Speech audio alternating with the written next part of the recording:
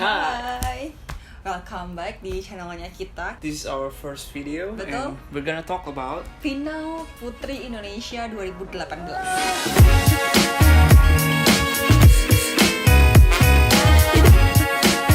Alhamdulillah kita berkesempatan banget nih buat nonton langsung di JCC Betul. Senayan. Gimana sih sebenarnya euforianya ketika nonton live Putri Indonesia itu kayak apa sih? What we expect, what we don't expect, and what is actually happen. Oke, without further ado, let's jump to the video.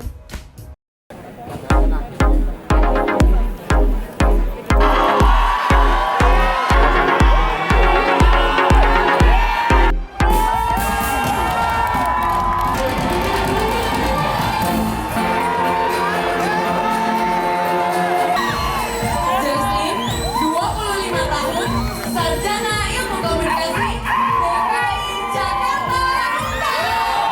21 tahun, sarjana teknik kimia.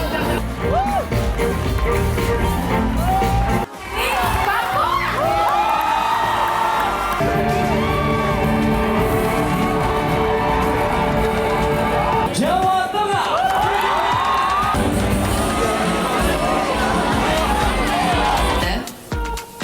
Yang harus dari informasi individualistik yang ada Understanding to even quarrel sometimes. Could you explain to us? Dan langsung saja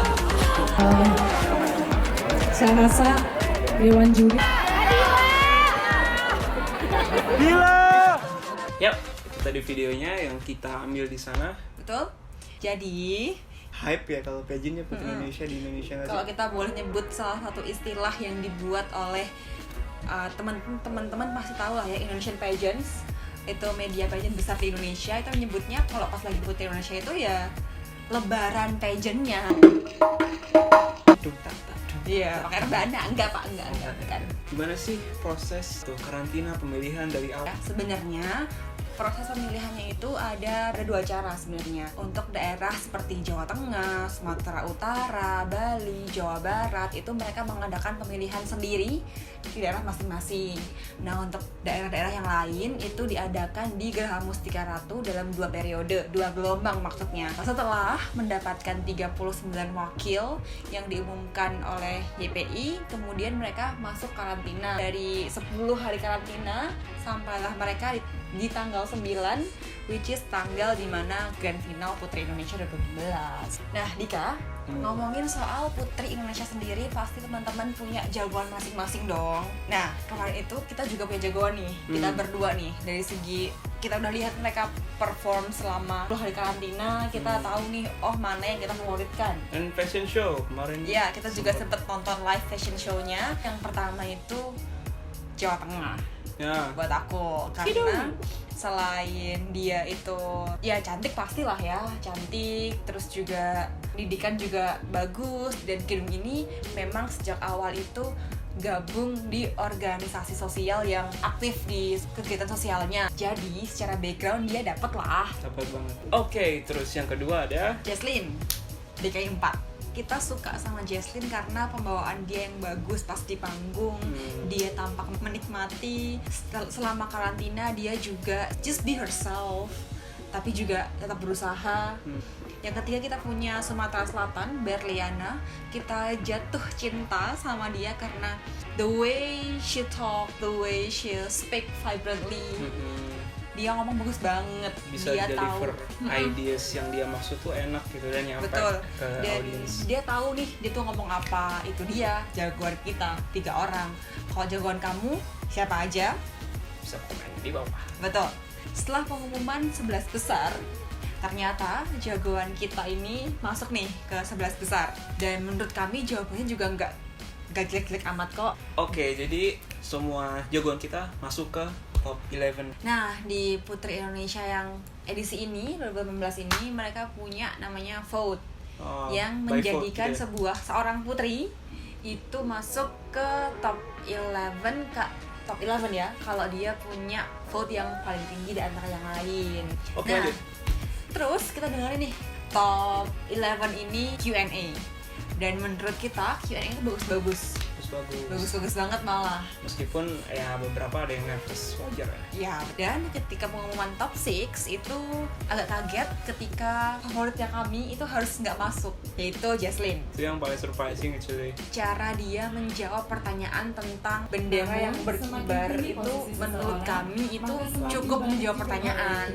Q&A atau anything like that nggak masalah tuh bahasa dia pakai bahasa apa itu, yang penting dia menjawab gitu ya. Betul, karena menurut kita itu ketika dari 39 putri tersaring ke 11 itu kan udah based on performance selama karantina nih, masuk deep interview, termasuk lain-lain selama di kelas, itu kan adalah top 11 yang paling bagus di kelas. Jadi ketika pengumuman top 6 dan top 3 itu ya based on jawaban mereka di Q&A aja. Menurut kami seperti itu idealnya. Nah ternyata top 6-nya itu cukup mengagetkan sih buat kami karena ada Yogyakarta, Jawa Tengah, Sumatera Selatan, Banten, Bangka Belitung, Kalimantan Barat. Setelah top 6, Q&A lagi. Oh ya, kita mau menggarisbawahi nih ya, public speaking itu menurut kami itu kemampuan dia untuk ngedeliver message di depan publik secara baik. Jadi bukan tentang dia ngomongnya lancar di depan umum tapi nol isinya, itu enggak public speaking namanya. Dia bisa ngomong maksudnya apa, tersampaikan dengan baik, itu dia. That's public speaking. That's public speaking is. Nah, habis itu kita dengerin nih para finalis yang masuk top 6 untuk Q&A. Nah, kita udah contekan ya. Yang pertama itu Yogyakarta. Dia dapat pertanyaan soal ganja dari Puan Maharani, ya itulah. Itu menurut kita sih dia cukup menjawab ya. Yang ditanya soal bagaimana sih ciri-ciri orang yang menggunakan ganja. Quite good. Terus yang Bangka Belitung dapat pertanyaan dari Rio Mori soal persecution. Surprisingly really by the book.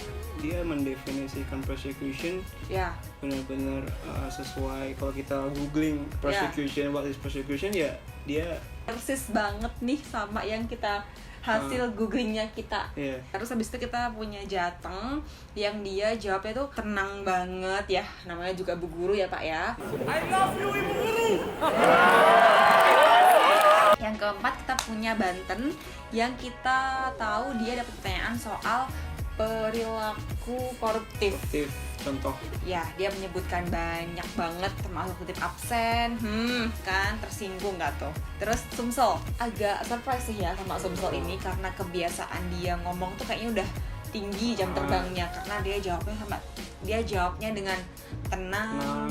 Meskipun menurut kita dia agak nggak menjawab pertanyaan sih. Ditanya soal dua hal. Yang pertama, apa saja sih deregulasi pariwisata dan tujuan dari deregulasi pariwisata, dan sayangnya dia cuma menjawab satu, yaitu tujuannya aja. Tapi cara dia menjawab tuh bagus banget. Santai banget ya. Santai banget, betul. Terus yang terakhir kita punya Kalbar, dia ditanya soal cabang-cabang olahraga unggulan Asian Games dan diminta menjelaskan satu di antaranya. Nah itu agak mengecewakan ya karena harusnya dia bisa explore lebih baik lah gitu, karena di detik ke-15 dia berhenti, dia tampaknya grogi, terus dan belum sempat menjelaskan salah satu dari olahraganya ya. Jadi hasil dari top 6 ini kita punya bayangan masing-masing nih. Oh ya nih, provinsi mana aja nih yang masuk top 3 gitu.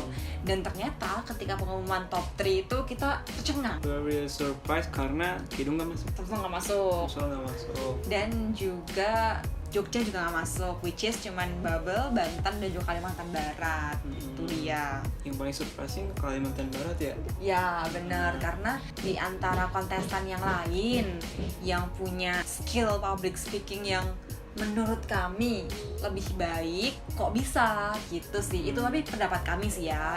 Okay, now we're down to top 3. Yap, betul.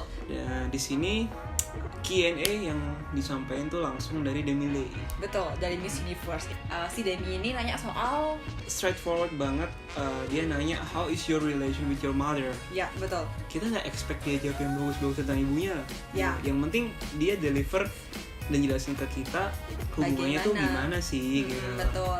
Dan kita agak surprise ya karena jawaban Bangka Belitung ini menurut kami nggak menjawab meskipun dia pakai bahasa Inggris. Dia jawabnya tentang bahwa ibunya punya forgiveness dan genuine love, which is itu semua ini pasti punya. Tapi gimana hubungan dia dengan ibunya itu dia nggak kurang. menjelaskan. Terus kita langsung ke Kalimantan Barat. Nah ini kita juga agak kecewa sih ya. Kita kecewanya pertama, kenapa untuk sekelas putri Indonesia dia harus minta diterjemahkan. Terus yang kedua dia jawabnya agak-agak curhat. Untuk mengkontrol emosi juga salah satu skill yang harus bisa seorang putri lakukan gitu ya. Terus yang ketiga kita punya Banten. Nah menurut kami Banten ini cukup menjawab sih, karena dia jawabnya bahwa hubungannya dia dan ibunya itu apa ya, saling support. Terus cara menjawabnya juga cukup jelas. Buat aku sih kalau misalnya dia ada putri mau ngejawab pakai bahasa Indonesia itu nggak melulu karena dia nggak bisa bahasa Inggris. Hasil dari Q&A top 3 kita kayak pasti udah too obvious nih yang akan menang siapa gitu. Dan ternyata Bangka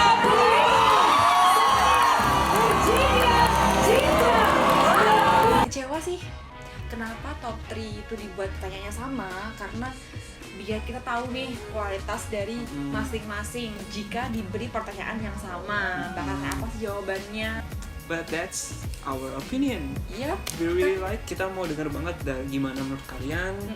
Udah jalan berapa hari sejak crowning?